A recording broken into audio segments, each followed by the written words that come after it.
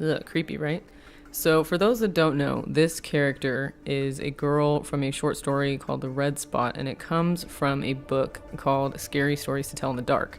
It was written by Alvin Schwartz and illustrated by Stephen Gammell. And the illustrations were so kind of crazy at the time that they got a lot of attention. It came out in the early 80s, and they were supposed to be children's books, which was the crazy part, because who the heck is going to get scared by this stuff? I did. It stuck with me. Okay, so instead of explaining where exactly to place the lines on this look, it's easiest if you just look up a picture of the girl from The Red Spot and it'll show a black and white photo. It's the same thing that you saw in the thumbnail. And I'm basically going to give you more information about blending techniques. I find it easier to make soft grays by starting off with a white base, which is what we did, and adding black on top of it while using water to help you smooth it out. Now the trick is the amount of water that you use. If you use too much, you will know immediately because the paint will start to lift and run and it won't look very well balanced. So if you're using a brush, dip it in your water and wipe it off on a paper towel or a rag and then put it into your paint.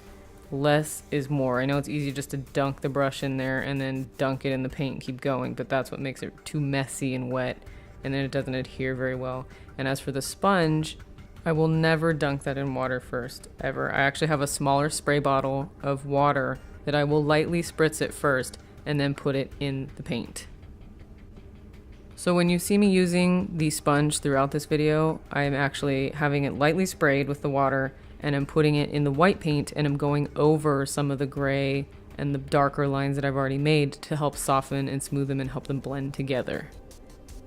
I would say this is more of an intermediate technique. It did take me a while to really figure out the ratios of water to paint, and when it came to mixing colors like, a dark red all the way to a light pink and having it gradient really nicely, that definitely took some practice. So if you don't get it right the first time, don't worry about it. I definitely did not, so keep trying.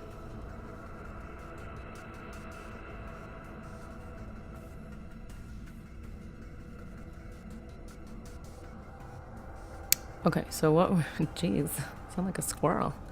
Anyways, this is a technique I like to call pulling. You are taking a fine point brush and applying pressure in the area where you're starting out, and you're dragging it to where you want the line to be. And as you're dragging it, you are lifting up the brush so that it makes a thinner line. And you can apply pressure at different points throughout that line, so you can make an area look thicker to thin to thicker again, just based on the amount of pressure you put on it. This is no different from the concept of, for example, making a cat eye with eyeliner.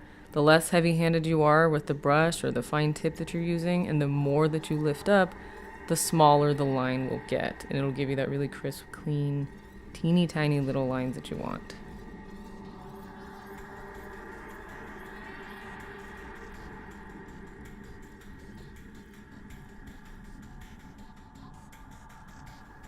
Okay, so this is my favorite part of the illusion, is the eyes. This is definitely more advanced technique. I am able to do this because I don't really have any blinking issues when I paint over my eyes, and I can even hold my eyelashes down very lightly and look and not have issues with it. If you do, please don't do it. Don't want you to get poked in the eye. If it feels weird, you don't like it, don't do it.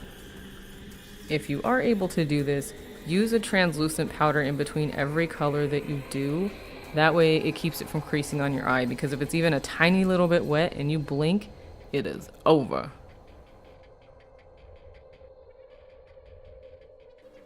Another quick tip, disposable mascara wands are the best. You can get them from the beauty store for very cheap. You can paint whatever color you want on them and throw them away afterwards.